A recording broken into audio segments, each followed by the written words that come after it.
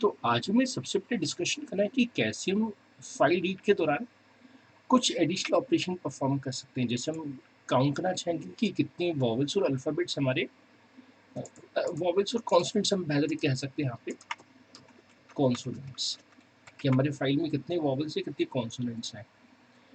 पहले पिछले क्लास का प्रोग्राम देखें कि रीड का हमने प्रोग्राम बनाया कैसे था।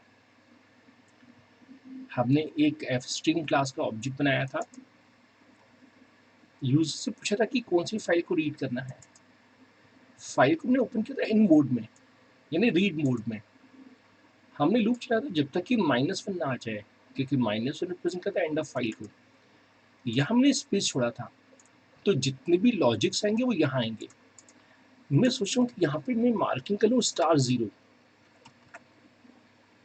और यहाँ मैं मार्क कर लूँ *2, क्योंकि आज जब मैं आपको प्रोग्रामिंग सिखाऊंगा तो कुछ प्रोग्राम में यहाँ पे भी कुछ एक्स्ट्रा लॉजिक ऐड होगा। यहाँ तो ऐड होगा ही होगा, लेकिन हो सकता है कि यहाँ पे भी ऐड हो। और अंत में मैं फाइल को क्लोज किया था। अभी जो मैं समझा था ये C++ वर्जन था। अब सेम यही ऑपरेशन हम सी वाले वर्जन में भी कर सकते हैं। हमने फाइल पॉइंटर बनाया था, फाइल को ओपन किया था रीड बोर्ड पे, और यहाँ पे हम *0 मार्क कर सकते हैं। यहाँ पे *1 मार्क किया हुआ है कि जब तक कि फाइल में -1 ना आ जाए, और यहाँ पे हम मार्किंग कर सकते हैं *2। तो चाहे आप सी प्रोग्रामिंग करें चाहे C++ प्रोग्रामिंग करें, दोनों में एडिशनल लॉजिक सेम रहेंगे। तो चलिए मैं पहला एडिशनल लॉजिक यहाँ पे परफॉर्म कर रहा हूँ। हमारा पहला एडिशनल लॉजिक है काउंटिंग वॉवल्स इन कॉन्सोनेंट्स। तो दोस्तों, changes in file read example, in place of *0, *1 and *2। तो जो *0 था वहां पे हम कुछ वेरिएबल्स डिफाइन करेंगे, int v इक्वल टू 0, और या पूरा नाम वॉवल भी दे सकते हैं और कॉन्सोनेंट भी दे सकते हैं, इक्वल टू 0। हम जानते हैं कि इनिशियल वैल्यू हम क्या रख रहे हैं, दोनों की 0। लेकिन जहां *1 लिखा हुआ है वहां में कंडीशन देनी पड़ेगी कि हमने जो कैरेक्टर रीड किया क्या वो ए है या ई है या आई या ओ या यू। इसी तरह से कैपिटल लेटर्स कि अगर वो कैपिटल ए हो या फिर कैपिटल ई हो, कैपिटल ओ, कैपिटल आई या फिर कैपिटल यू, तो इन सभी केसेस में वॉवल में प्लस प्लस होगा। अगर नहीं तो कॉन्सोनेंट्स में प्लस प्लस होगा। अब *2 की जो पोजीशन है वहां पे क्या आएगा, *2 की जगह हम लिखेंगे printf total vowels equal to %d, consonants equal to %d। तो वॉवल्स भी प्रिंट हो जाएंगे और कॉन्सोनेंट्स भी प्रिंट हो जाएंगे। तो हमने अभी जो लॉजिक सीखा, इसी लॉजिक को हमें प्रोग्राम में भी इंप्लीमेंट करना होगा। तो इसके लिए हम फाइल रीड के प्रोग्राम को ओपन कर लेते हैं।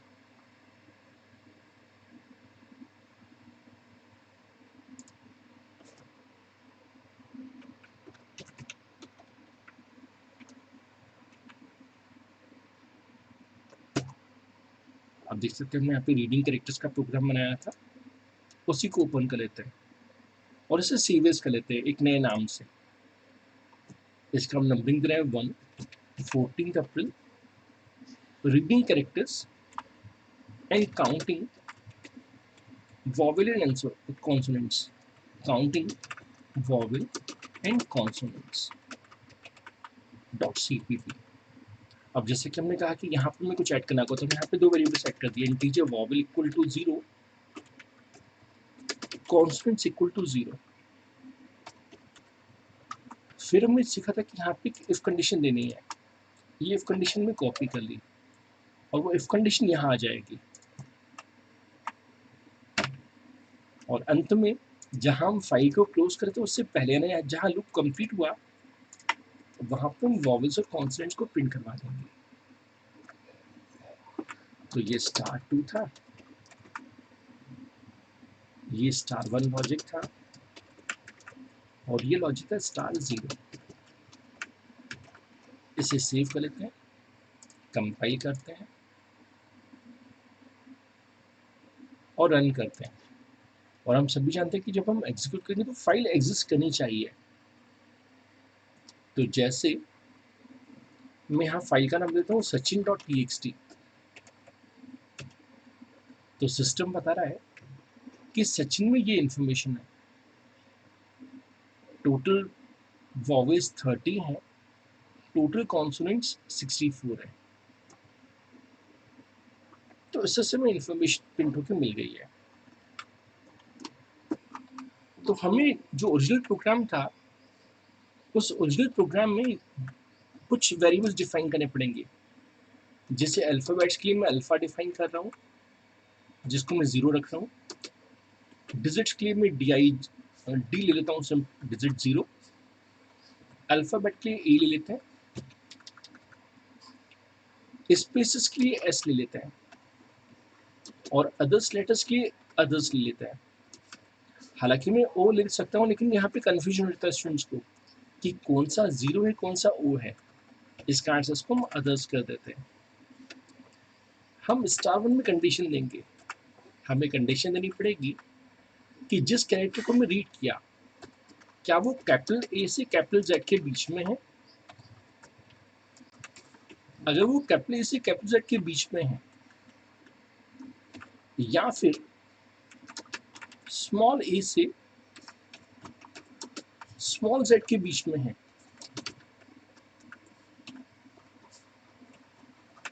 तो उस केस में हम कह सकते हैं कि वो अल्फाबेट्स प्लस प्लस है। उस केस में हम कह सकते हैं अल्फाबेट्स प्लस प्लस।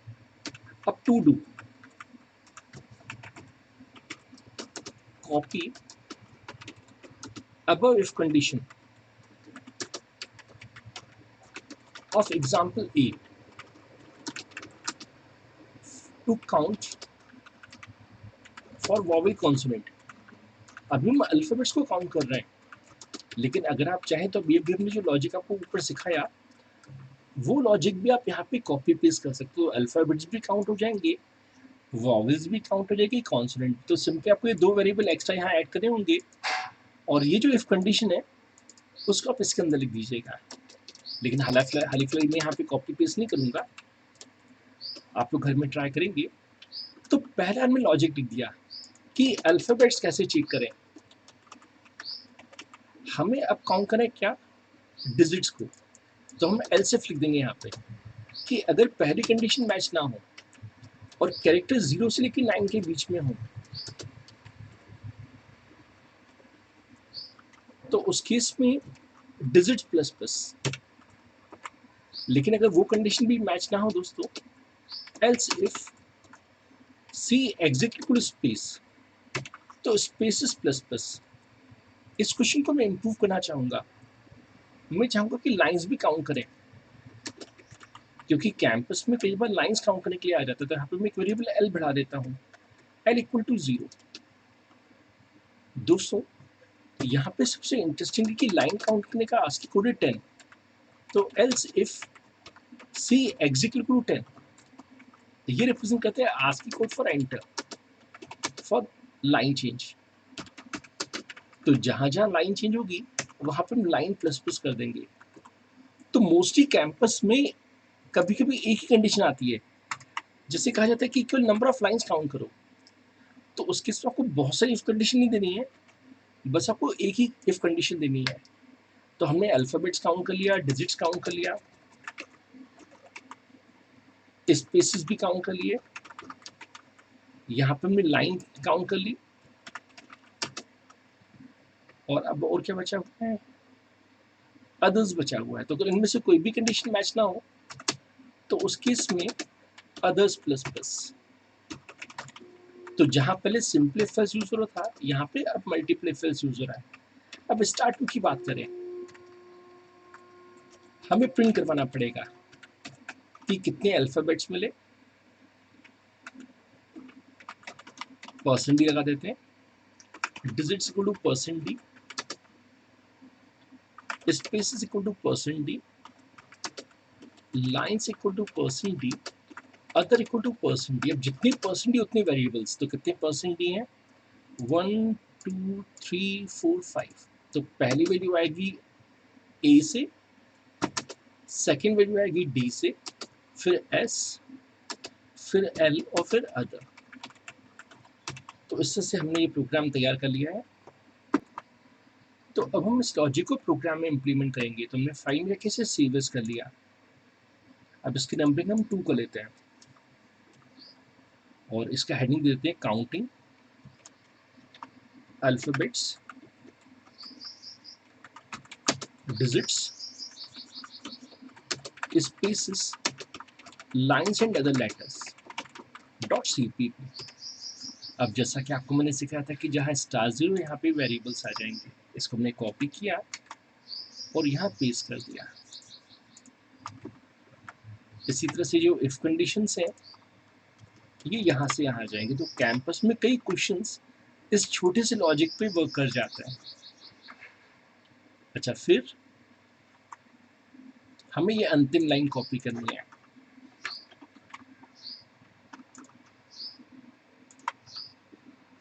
अभी हमारा कोड प्रॉपर्ली डिस्टर्ब हो गया है, तो उसको राइट क्लिक करके हम फॉर्मेटिंग कर सकते हैं। लिखा है फॉर्मेट यूज अ स्टाइल। तो ये प्रोग्राम पूरा सिस्टमेटिकली दिखेगा हमें। इसको सेव कर लेते हैं, कंपाइल करते हैं और इसे रन करके देख लेते हैं। हमने फाइल का नाम देना है, तो हमने फाइल का नाम दे दिया यश.txt। तो देखिए सिस्टम बता रहा है कि हमारे यश वाली फाइल में अल्फाबेट 77 है, लेकिन क्योंकि कहीं भी डिजिट नहीं था इसलिए डिजिट 0 आ रहा है। 9 टाइम्स मैंने स्पेस यूज किया है और अगर आप काउंट करें तो 1 2 3 4 5 और ये 6, टोटल 6 लाइन्स हमारे इस फाइल में हैं और अदर लेटर्स 5 हैं। अब देखिए अदर लेटर कौन कौन से, 1 2 3 4 5, ये 5 अदर लेटर्स में काउंट हो रहे हैं। अगर मैं यश की फाइल में कुछ नंबर्स भी लिखता तो नंबर्स भी काउंट होते। मैं चाहता हूँ कि दोस्त हमारे जो है घर में एक प्रोग्राम बनाए जिसमें डॉट के बाद जितने भी फर्स्ट लेटर हमें मिले वो अपर केस में कन्वर्ट हो जाए। तो इसकी हिंट क्या रहेगी कि हम जो स्टार लिखा हुआ है वहाँ पे हम सिस्टम से पूछेंगे कि कहीं वो डॉट तो नहीं है। अगर हमें डॉट मिल गया तो हम नेक्स्ट कैरेक्टर को रीड करेंगे। तो नेक्स्ट कैरेक्टर को रीड करने के लिए हम ऐसा लिखेंगे। ये तो हमने सी प्लस में लिखा है। अगर आप सी प्रोग्रामिंग कर रहे होते तो सी अप्रोच में ऐसा लिखते आप लिखते C equal to F get C comma F. फिर हमने पिछली क्लास में 12th अप्रैल को एक लॉजिक सीखा था कि कैसे हम किसी लोअर केस लेटर को अपर केस लेटर में कन्वर्ट कर सकते हैं। तो बस आपको सिंपली वो कंडीशन यहाँ पे अप्लाई करनी है। हमने 12th अप्रैल को 2 प्रोग्राम बनाए थे। एक प्रोग्राम था जो कैरेक्टर्स को राइट कर रहा था और एक था जो फाइल को रीड कर रहा था। लेकिन हम चाहें तो किसी फाइल को रीड करके किसी दूसरी फाइल में राइट भी कर सकते हैं। तो टेक्निकली पिछले क्लास के जो 2 प्रोग्राम थे वो आपस में कंबाइन होकर सिंगल प्रोग्राम बन जाएंगे। हम सभी जानते हैं कि पहली स्टेप क्या होगी, हमें इंक्लूड करना पड़ेगा आईओ स्ट्रीम। यहाँ मैं आप लोगों के लिए सी प्लस वर्जन डिजाइन कर रहा हूँ। आपको क्या करना है, आपको सी वर्जन डिजाइन करना है सीक्वेंस को फॉलो करते हुए, क्योंकि हमने पिछली क्लास में कंपैरिजन किया था कि सी वर्जन में प्रोग्रामिंग कैसे करते हैं। हमें एक और हेडर फाइल यहाँ पे चाहिए जो है एफ स्ट्रीम, और हमने कहा यूजिंग नेम स्पेस एसटीडी। तो ये हमारी स्टेप 1 थी। अब क्योंकि मैं यहाँ पे दो फाइल्स के साथ डील कर रहा हूं, तो हमें दो वेरिएबल चाहिए होंगे। तो एफ स्ट्रिंग एफ कॉमा जी ले लेते हैं, या चाहे तो सोर्स कॉमा डेस्टिनेशन भी लिख सकते हैं, जो भी आप नाम देना चाहें। तो बेटर कि हम सोर्स और डेस्टिनेशन दें। Object of F stream class, ये स्टेप 2 हो गई। अब हम कुछ वेरिएबल्स डिफाइन करेंगे। फाइल 1 साइज 50, फाइल 2 साइज 50 और एक कैरेक्टर वेरिएबल सी।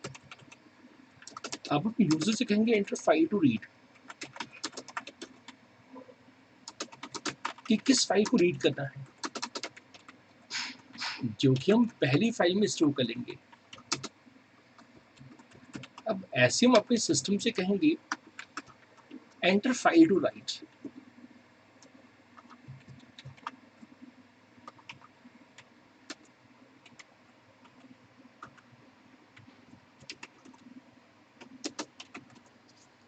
तो हम यूजर से कह रहे हैं कि किस फाइल में राइट करना है, या ऐसा भी कह सकते हैं enter source file. Enter source file जैसा भी आप मैसेज देना चाहें, to read, enter target file to right.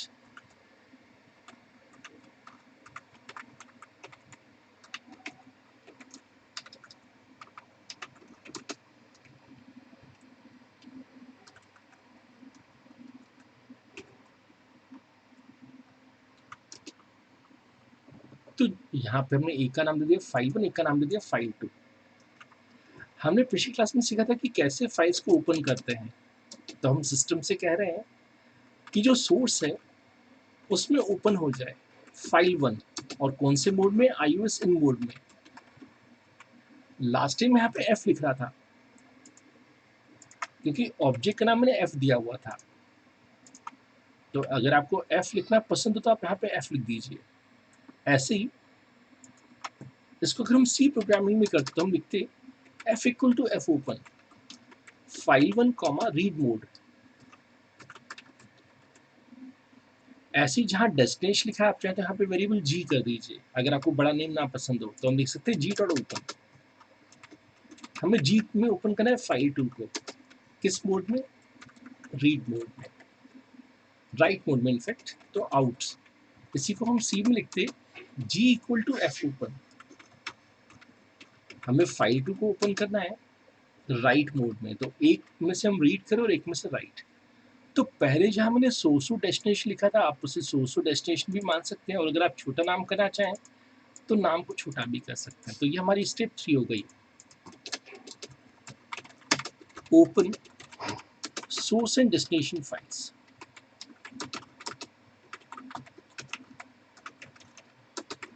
हमें एक लूप परफॉर्म करना होगा। स्टेप 4,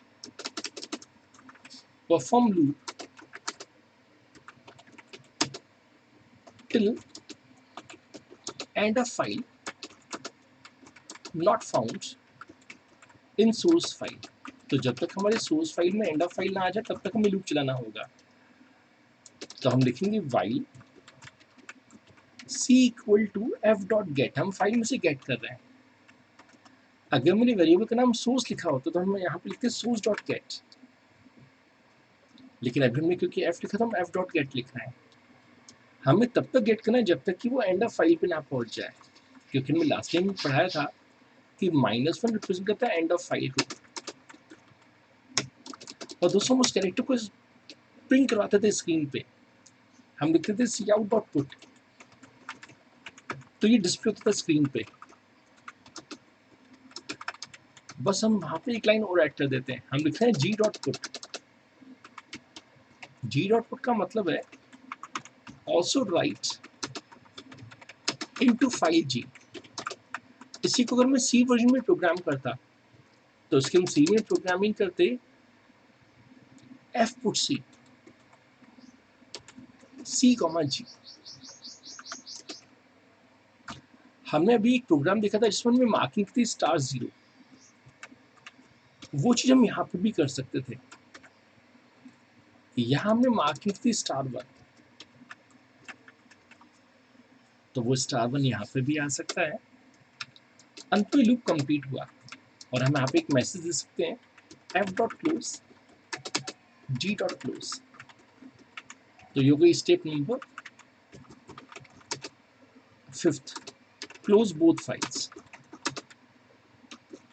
और हमने यहाँ पे लगाया था *2, यहाँ पे *2 आ सकता है। और अंत में हम एक मैसेज दे सकते हैं cout फाइल कॉपी सक्सेसफुल। तो हमारी जो फाइल्स है वो सक्सेसफुली कॉपी हो गई हैं। हमने यहाँ पे रिटर्न 0 किया और ये प्रोग्राम को हमने यहाँ पे कंप्लीट कर दिया। तो हम इस प्रोग्राम को रन करते कि कैसे एक फाइल दूसरे फाइल में कॉपी होती है। तो हमने कंपाइल किया प्रोग्राम को,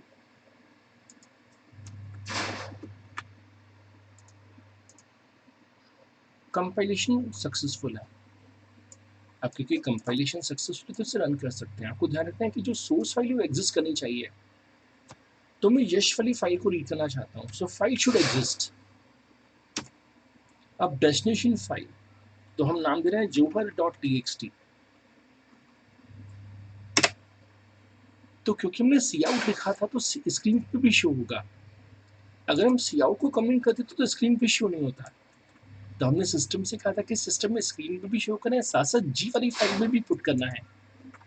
तो जो जो डेटा यश में था वही डेटा जौहर में भी आ चुका होगा। चेक करें दोस्तों, जिसके दो तरीके हैं, या तो माय कंप्यूटर में चले जाइए, जहां प्रोग्राम को सेव किया वहां देख लीजिए डेट वाइज, या फिर हमने पिछली क्लास में प्रोग्राम बनाया था फाइल रीड का, उसको ओपन कर लीजिए। आप देख सकते हैं हमने प्रोग्राम को किया था रीडिंग कैरेक्टर्स का, और इसको रन कर लीजिए और कहिए jowhar.txt। तो अगर हमारी वो फाइल बन गई होगी तो जौहर का डेटा भी दिख जाएगा। आप देख सकते हैं जौहर में भी एग्जैक्टली वही डेटा है जो डेटा हमने यश में लिखा हुआ है। हालांकि हम चाहते तो माय कंप्यूटर की मदद से भी ढूंढ सकते थे। यहाँ पे डेट वाइज अरेंज कर लीजिए फाइल्स को। जब डेट वाइज आप फाइल्स को अरेंज करेंगे तो आपको यहाँ पे jowhar.txt भी शो हो जाएगा। आप देख सकते हैं अगर सबसे नीचे देखा जाए तो सबसे नीचे जौहर दिख रहा है। अब क्योंकि इसका एक्सटेंशन txt तो उसको हम डबल क्लिक कर सकते हैं, और जैसे ही डबल क्लिक करेंगे तो नोटपैड में भी डेटा शो हो जाएगा। तो प्रोग्राम की मदद से भी डेटा वेरीफाई कर सकते हो और नोटपैड की मदद से भी डेटा को वेरीफाई कर सकते हैं।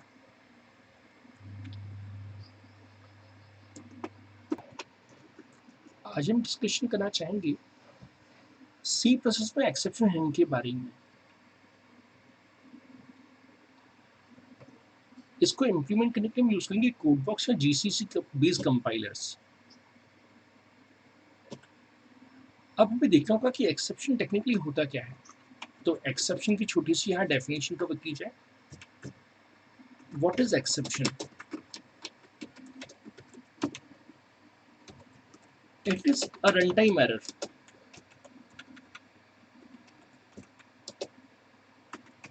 that occurs during program execution. It is runtime error that occurs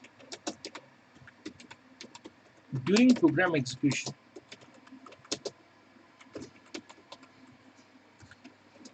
Mainly due to invalid input by the user, like entering 2 in place of 2. जैसे हमने यूजर से कहा एंटर नंबर, तो यूजर ने TW2 लिख दिया।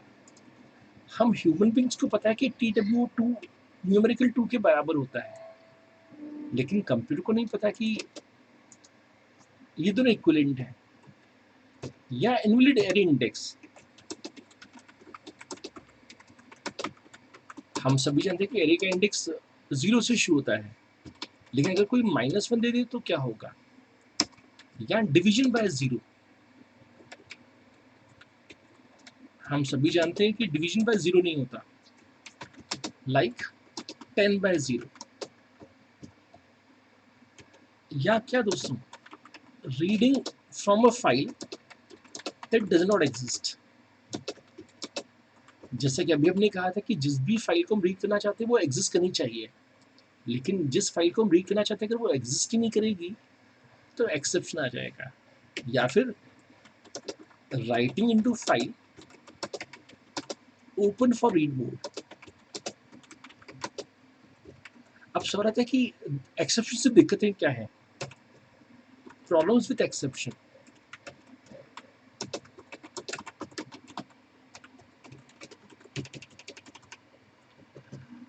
When an exception occur, program get terminated abnormally. Program get terminated abnormally, and all ulcer data of files and databases get lost. अभी जब तक हम एजुकेशनल प्रोग्राम बना रहे हैं तब तक हमारे डेटा की कोई वैल्यू नहीं है, लेकिन जब हम प्रोफेशनली किसी बैंकिंग सेक्टर में जॉब करेंगे या किसी फर्म में जॉब करेंगे तो उनका डेटा बहुत ही महत्वपूर्ण होता है। तो जब भी एक्सेप्शन आता है तो डेटा लॉस्ट हो जाता है। तो सॉल्यूशन क्या है? We have to deal with exception by using concept of exception handling। दोस्तों, हम एक्सेप्शन को आने से रोक नहीं सकते, लेकिन एक्सेप्शन को हैंडल कर सकते हैं। अब आप कहेंगे सर कैसे? तो आंसर है दोस्तों, यूजिंग ट्राई कैच ब्लॉक।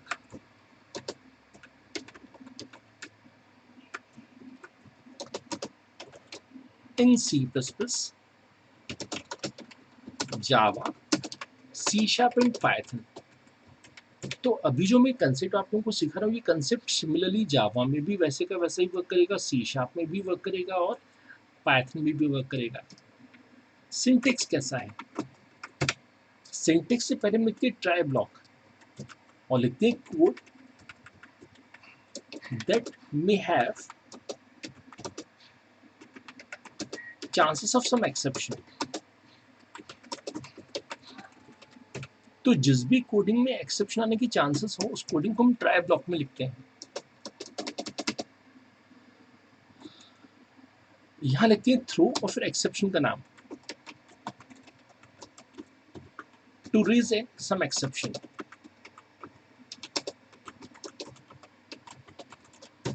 यहां पे फिर आता है कैच ब्लॉक, एक्सेप्शन टाइप और object name, code to handle the exception. Future में जब हम जावा सीखेंगे तो जावा में एक फाइनली ब्लॉक भी होता है,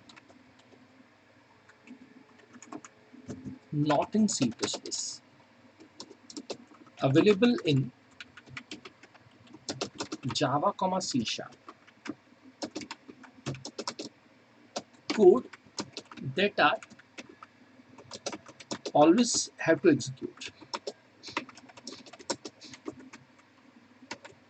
तो कभी कभी हम चाहते हैं कि कुछ ऐसा कोड जो हमेशा चले, जिसको हम फाइनली ब्लॉक में लिखते हैं।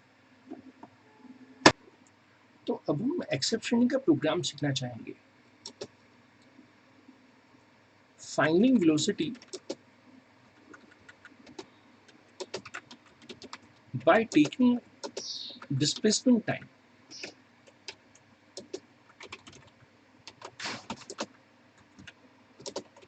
and handling exception if time is zero, if time provided is zero।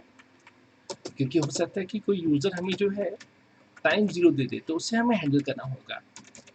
क्योंकि हमने एक्सेप्शन का सिंटेक्स सीख लिया है तो इसी सिंटेक्स को हमें फॉलो करना होगा। हमेशा की तरह मैंने इंक्लूड किया एक हेडर फाइल को जो है IO स्ट्रीम, और हम यूज करें नेम स्पेस std।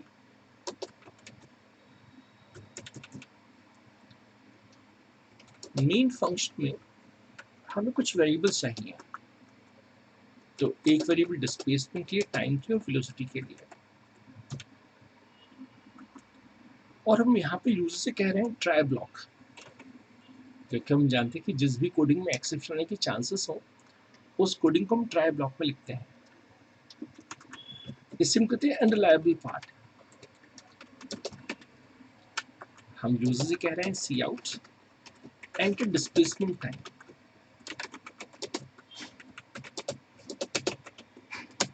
जो कि यूजर इनपुट करेगा डी में और टी में।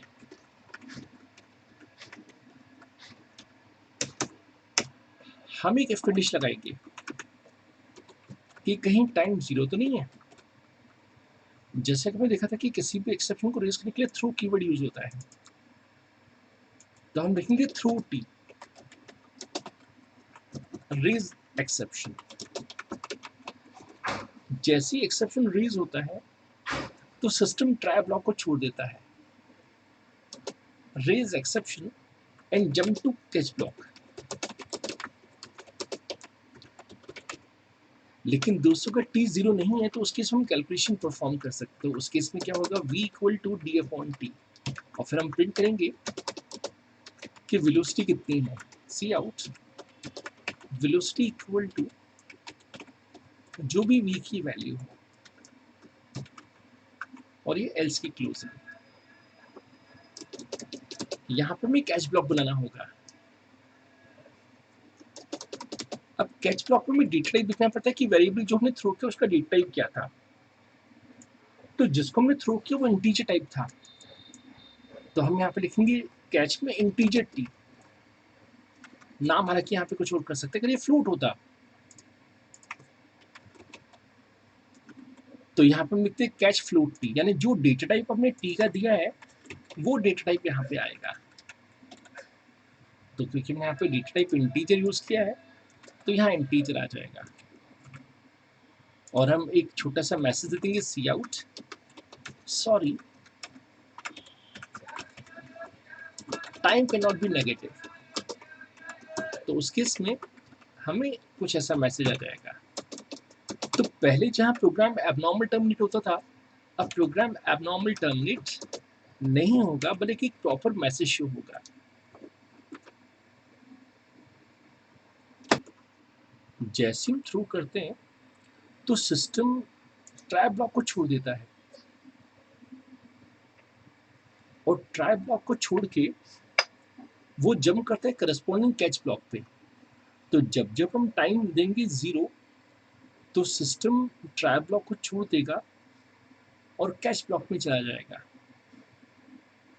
और लिखा जाएगा कि time can not be negative. जैसे फर्स्ट टाइम जब हम रन करेंगे